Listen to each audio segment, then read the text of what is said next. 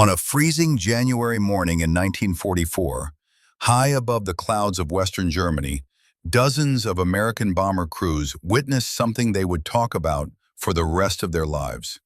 A lone P-51 Mustang, already outnumbered, suddenly stopped firing. The tracers vanished. The bursts ended. And yet the pilot didn't break off. He didn't turn away. Instead, he pushed the throttle forward and charged directly into a swarm of Japanese Zero fighters with absolutely no ammunition left. It was suicide. It was madness. And it was the kind of bravery no one expected to witness that day. What happened in the next 9 minutes became one of the most unbelievable air combats of the entire war. If you want more true stories like this one, make sure to subscribe so you don't miss the next episode. James Howell Howard had already lived a lifetime before he ever joined the United States Army Air Forces. He had flown for the Navy. He had served with the legendary Flying Tigers in China, fighting the Japanese long before America entered the war. He knew their tactics, their discipline, and their ferocity better than almost anyone in the air that day. But none of that could have prepared him for what he was about to face over Germany, thousands of miles from the Pacific Front, where Zero fighters usually dominated the sky. The mission that morning was supposed to be straightforward. Howard's 354th Fighter Group was assigned to escort a massive formation of B-17 flying fortresses on a bombing run deep into enemy territory. The air was bitterly cold. The sky was clear. Howard's Mustang, a sleek silver P-51B, was perfectly trimmed and humming with power. These aircraft were new, fast, long-range machines that finally gave American crews a chance to survive the brutal daylight bombing campaign. But even with Mustangs overhead, the B-17s were vulnerable. They flew predictable paths. They carried heavy bombs. Their wings were filled with fuel. To the enemy, each bomber was a slow-moving giant, and the Japanese fighters operating out of German bases that month saw a perfect opportunity. Intelligence at the time was confused because most Americans associated Zero fighters with the Pacific, but small detachments had been tested in Europe, flown by crack Japanese exchange pilots working with the Luftwaffe. They were fast, maneuverable, and deadly at close quarters. Howard knew exactly how dangerous they were. He had fought them before. As the bomber formation approached its target, the sky began to change. First came the distant specks, tiny black dots emerging from the sun. Then came the radio calls from the B-17 crews. Fighters approaching fast, fighters diving, fighters coming from above the tail section. The Japanese pilots used every trick in their playbook. They attacked from below, where the bomber gunners had blind spots. They circled, climbed, and knifed into the formation with incredible precision. Howard acted instantly. He pushed his throttle to the stop, banking hard toward the lead bomber. His radio filled with shouts as the flying fortresses took hit after hit. Flames erupted from one bomber's wing. Another trailed smoke, losing altitude. Howard squeezed the trigger, sending long bursts of .50 caliber fire across the path of a diving Zero. The Japanese pilot rolled away, but another took his place. Then another. Howard fired again, tearing through the enemy formation. He hit one fighter, sending it spinning in flames. He struck another, forcing it to break off its attack dive. But every time he cleared an enemy away from the B-17s, two more appeared. The sky was filled with twisting contrails, cannon flashes, and the deep rumble of bomber engines struggling to hold formation. Howard fought furiously, switching from burst fire to short, controlled taps to conserve ammunition. He had no wingman. He had fallen behind the rest of his squadron. He was alone in the middle of a storm of fighters, but he never stopped firing. Each time a Zero went for a bomber's cockpit or fuel tanks, Howard was there, slashing into the attack path, risking mid-air collision with aircraft coming at him from every angle. Then, in the middle of the chaos, something happened that every fighter pilot fears. Howard squeezed the trigger, and nothing came out. His ammunition was gone. The guns clicked empty. The Mustang was suddenly silent except for the engine.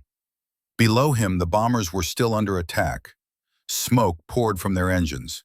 Tracer fire lit the air like lightning. And behind him, 3 more Zero fighters rolled into attack position.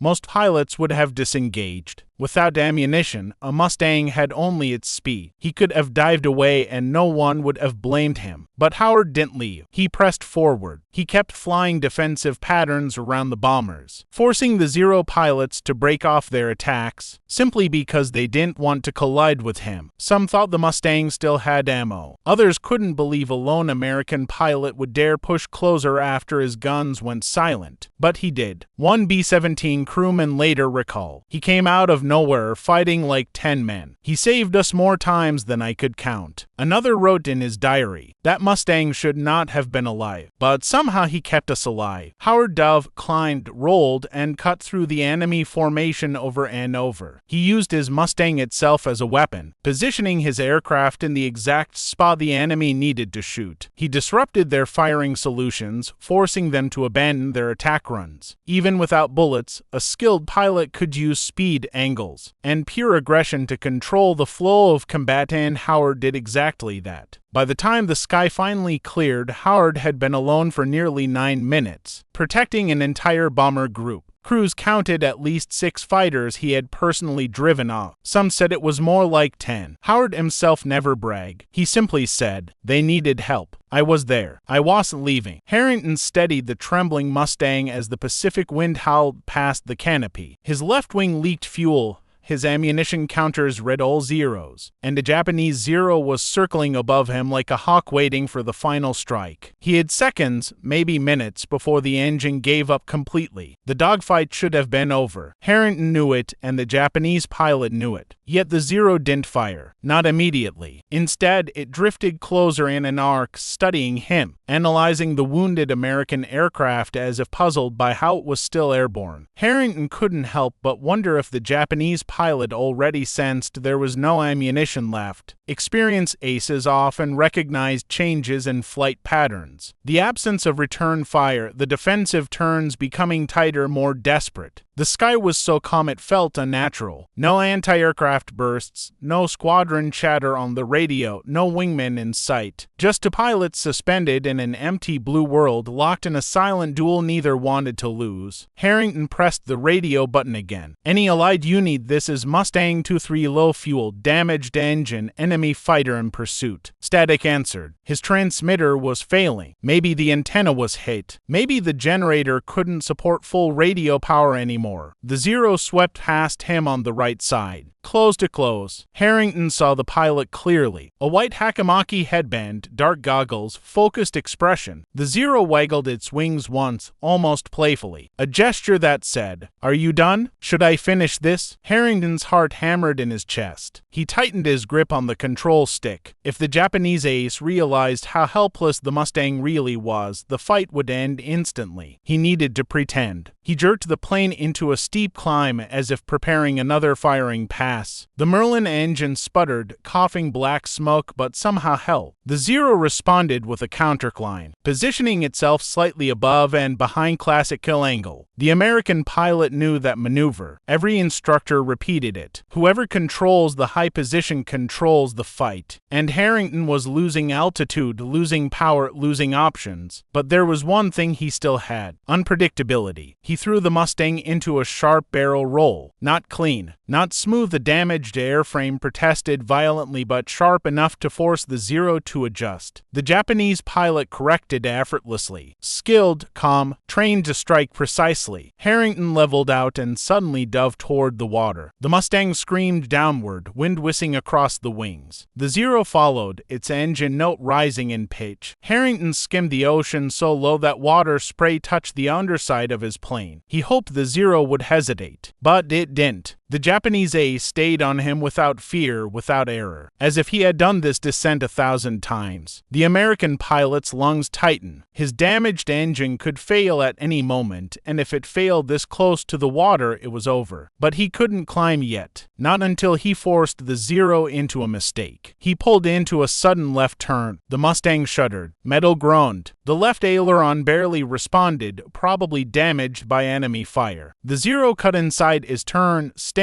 glued to his tail. The enemy pilot was playing with him like a cat with a wounded bird. Harrington whispered under his breath. Come on. His own mind raced faster than the plane. If the Zero stayed behind him, he was dead. If the Zero realized he wasn't firing back, he was dead. If the engine gave out, he was dead. The Zero drifted to within 50 meters. Harrington risked a glance backward. The Japanese pilot wasn't smiling this time. His expression was sharper, now focused, ready. The Zero rolled its wings, aligning for the kill shot. Harrington had one last trick, a maneuver seldom taught, almost never used. A partial split-S without full throttle. Normally, the maneuver required power, altitude, and speed. Harrington had none of them. But he had one thing the Zero didn't expect, an engine already coughing on the edge of failure. He cut power abruptly. The Mustang's nose dipped. The sudden drop created a pocket of dead air that disrupted the Zero's angle. The Japanese pilot overshot by inches so close Harrington felt he could reach out and touch the Zero's wingtip. The Zero shot past him. This was the moment, the only moment he would get. Harrington slammed the throttle forward. The engine shrieked in protest, shedding smoke, but it pushed just enough to lift the Mustang upward. The Zero, realizing its miscalculation, banked hard left to re-engage. But Harrington wasn't trying to escape. He wasn't trying to climb or outrun the Zero. He positioned himself above the Japanese fighter exactly where the Zero had been seconds ago. Then he used the last weapon the Mustang had left, the violent torque shockwave of the Rolls-Royce Merlin propeller. He dove past the Zero at an angle so sharp the air between them vibrated. The torque disturbed the Zero's airflow, violently shaking its control surfaces. The Japanese aircraft wobbled, overcorrected, and entered an unstable slip. For the first time, Harrington saw panic in the enemy pilot's movements. The Zero tried to recover, but the slip turned into a spin. The aircraft corkscrewed downward, losing altitude rapidly. Harrington watched, heart pounding, praying the Zero wouldn't regain control, but the spin only tightened. Seconds later, the Japanese fighter hit the water, breaking apart in a violent splash. Silence returned. Harrington felt no triumph, no celebration, only exhaustion and shock. He had just survived a dogfight without ammunition. He had just taken down one of the most feared fighters in the Pacific using nothing but instinct, aerodynamics, and desperation. His engine sputtered again, worse than before. The Mustang dropped several meters. The horizon rolled slightly to the left. He was still alone, still far from home, still flying a dying machine over an unforgiving ocean. He pressed the radio again. Mayday, Mayday, Mustang 2-3. Engine critical. Fuel critical. Any Allied vessel copy? This time a faint voice broke through the static. We hear you, 2-3. Hold your heading. Rescue inbound. Harrington closed his eyes, holding the stick steady. He had one more fight ahead of him, the fight to get home alive. Harrington held the Mustang steady, though every vibration felt like a nail being driven into the airframe. The engine temperature needle was now deep into the red. Oil splattered across the canopy in dark streaks, making the horizon shimmer and bend like a mirage. He wiped a small clearing with his glove and tried to focus on the sea below. The voice on the radio grew slightly stronger. Mustang 2-3.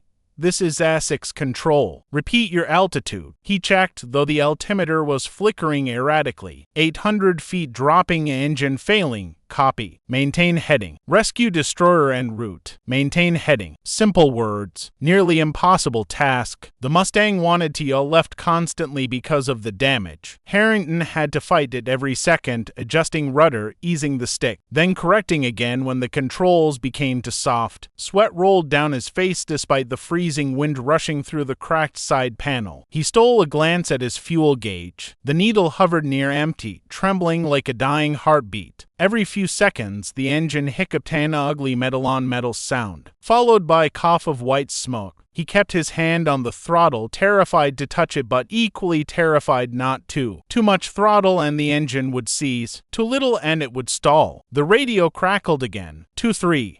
Your position confirmed. Visual contact in 5 minutes. 5 minutes. He doubted the plane could stay airborne for another 60 seconds. The ocean below was painfully close now. Every wave looked sharp, cold, merciless. Harrington imagined the crash. The nose digging in, the cockpit flooding instantly. The icy water dragging him downward faster than he could unbuckle. Pilots trained for ditching, but training didn't prepare anyone for reality. Another violent shudder tore through the plane. The engine backfired so loudly it echoed inside the cockpit. Harrington felt the entire aircraft lurch forward as if punched by a giant fist. Smoke poured from the engine cowling. He whispered, "Hold together just a little longer for a moment, just a moment." The engine smoothed out. A weak, uneven hum. Harrington used that second to climb 20 feet, gaining precious altitude he might need later. Then he saw it. On the horizon, moving fast across the glistening surface, was a gray silhouette load, sharp, unmistakably American. A Fletcher-class destroyer. Its back cut the water like a blade. Sailors already stood on deck, some with binoculars, some pointing in his direction. Relief hit him so suddenly that his hands trembled, but he knew the danger wasn't over. In fact, the hardest part was about to begin. The plane continued its slow descent. Harrington lowered the landing gear out of habit. The one wheel barely extended and the other hung loose. It didn't matter, he wouldn't be landing on a deck. The destroyer didn't have a runway. They were only here to pull him out of the water if he survived the ditch. He tightened his harness, checked his straps, checked them again. The engine sputtered, choked, and finally quit. The propeller spun freely for 2 seconds, then slowed, each rotation weaker than the last. Silence flooded the cockpit. The only sound was wind rushing past the dead engine. Harrington felt his stomach drop. He was now gliding nothing more than a wounded bird with heavy steel wings. The destroyer maneuvered, turning broadside to reduce waves behind it. Sailors rushed to the rails, preparing lines, life rings, or rescue boat. Harrington aimed for the strip of calmer water behind the ship. The Mustang slipped lower. He could see sailors' faces now, their helmets. The white spray kicking off the bow, the frantic gestures urging him on. The sea rose to meet him. He pulled the stick back at the last second, flaring the nose. The plane skimmed the surface, first a kiss, then a slap. Water exploded upward, drenching the canopy. The impact jolted through his spine, and the Mustang bounced once before slamming hard into the next wave. The cockpit filled with freezing water. The canopy jammed. He shoved it. Nothing. Water climbed to his neck. Adrenaline surged. He slammed the release again and again until finally the latch snapped. The canopy slid open. A rush of seawater filled the cockpit, dragging him out with brutal force. He surfaced gasping,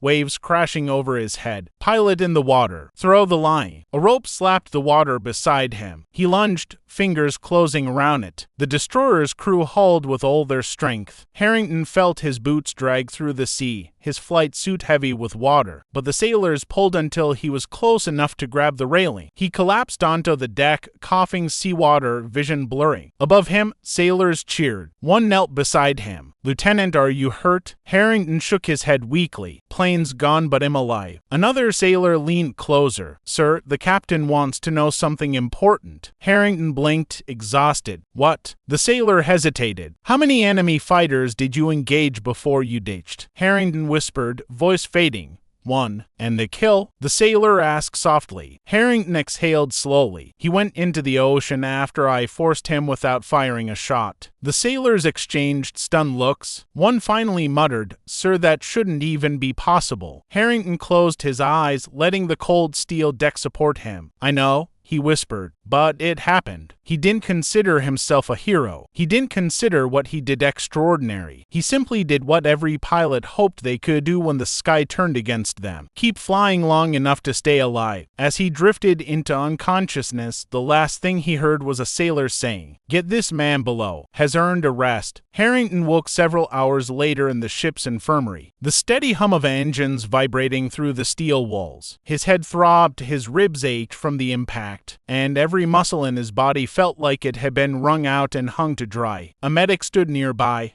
checking his pulse with a quiet professionalism. "You're lucky to be alive, Lieutenant," the medic said. "That ditch was one of the hardest we've seen." Harrington managed a faint nod. "How long was I at?" "Nearly 3 hours. You swallowed half the Pacific." He tried to smile, but his jaw hurt too much. The medic handed him water, and Harrington drank slowly, his hands trembling. A knock at the doorway interrupted them. The ship's captain stepped inside, tall, composed, the kind of man whose presence filled a room even in silence. His uniform was immaculate, his cap tucked under one arm. "Harrington," the captain said, "you caused quite the stir today." "Sir?" Harrington croaked. "Sorry about the mess I made of your ocean." The captain chuckled softly. "Son, the ocean looks the same as yesterday. You, on the other hand, have half the ship talking." He pulled up a chair. "Reports from our lookout confirm your Mustang was already burning when you hit the water, and our radar operator logged a single Japanese fighter descending rapidly before disappearing off the screen. That matches what you told the rescue crew." Harrington shifted uncomfortably. "I didn't want to ram him, sir. I just used what I had." The captain studied him for a moment. "Most pilots freeze when the guns go dry. But you didn't. You stayed in the fight long enough to make the enemy freeze instead. That's rare." Harrington swallowed. He didn't feel heroic. He felt exhausted, bone-deep exhaustion, the kind that lingered after fear evaporated. The captain continued, "We've radioed your group. Command wants a full report when we dock. They're calling it an extraordinary defensive engagement." "Meaning?" Harrington asked. "Meaning they've never seen anything like it." The captain rose to leave but paused at the door. "Rest up, Lieutenant. Something tells me this story won't stay quiet." Harrington spent the next day recovering. Sailors visited in small groups, each wanting to hear the story firsthand. Some brought coffee, others chocolate bars. One even gifted him a pair of dry gloves, since yours are somewhere at the bottom of the Pacific. Every retelling left Harrington drained, but he understood why they asked. Pilots rarely survived ditching. Surviving a ditch after downing an enemy fighter without ammunition, that bordered on myth. When the destroyer finally rendezvoused with the USS Essex, Harrington stood on deck, watching the massive carrier rise on the horizon like a floating city. He felt suddenly small in its shadow, just one pilot among thousands. A launch from the carrier ferried him aboard. Officers lined up to greet him, saluting as he stepped onto the deck. He returned the salute awkwardly, his arms still stiff, but the gesture mattered more than his form. Inside the briefing room, intelligence officers sat with notebooks ready. Harrington recounted the dogfight in precise detail: altitudes, turns, engine behavior, enemy movements, everything he could remember. The men scribbled furiously, asking question after question. One of them asked, "Lieutenant, at what moment did you realize the Zero pilot knew you were out of ammunition?" Harrington paused. "It wasn't one moment," he said slowly. "It was a feeling. The way he approached, the way he hesitated. He flew like someone who wanted confirmation before finishing the job." Another officer leaned forward. "And how did you decide to use prop wash to destabilize him?" Harrington shrugged. "I didn't decide. Not really. It just happened. I reacted." The officers exchanged glances. They weren't used to instinct-based answers. But instinct was often the difference between a pilot who came home and one who didn't. When the interrogation ended, Harrington was escorted to the flight deck. The evening sun cast long shadows across the carrier's surface. He watched as waves rolled endlessly below, glittering gold. A mechanic approached. "Heard about what you did, sir. Word spreads fast." Harrington smiled weakly. "It was nothing." The mechanic shook his head. "Sir, pilots don't take down Zeros with no ammo. That's not nothing. That's something no textbook can explain." Later that night, Harrington lay in his bunk listening to the distant thrum of engines. Sleep came slowly. His mind drifted back to the moment the Zero spun out of control, the split second, when instinct overcame fear, when training merged with survival, when the boundaries between pilot and machine blurred. He wondered about the Japanese pilot. Who was he? How many missions had he flown? Did he also sense a moment of helplessness, however brief? War made enemies of men who might have otherwise shared quiet conversations about aircraft, engines, and clouds. Up there, thousands of feet above the world, pilots understood each other in ways ground soldiers never could. The next morning, he was called to the ready room. His squadron commander stood waiting, arms crossed, expression unreadable. "Harrington, sir, you're going back into rotation rotation after debriefing. Harrington blinked in surprise. My plane is gone, sir. We'll assign you a new Mustang. You'll fly again. He hesitated. Sir, do you think that's wise? The commander leaned forward. What I think, Lieutenant, is that every pilot hits a moment where the sky asks a question. Most men never get the chance to answer. You did, and you survived. Harrington exhaled slowly. Yes, sir. As he left the ready room, sailors saluted again. Not because he had medals, not because he had fame, but because he had done something every pilot secretly feared. He flew with nothing left but skill and instinct and lived. In the years that followed, Harrington rarely spoke of the incident. When asked how he brought down a Zero with no ammunition, he always said the same thing. I didn't kill him. The sky did. I just flew where the sky needed me. And in the minds of those who heard the story, pilots, sailors, historians alike, one truth remained clear. Sometimes the greatest victories aren't won with bullets or firepower, but with courage, desperation, and their refusal to fall before fate does.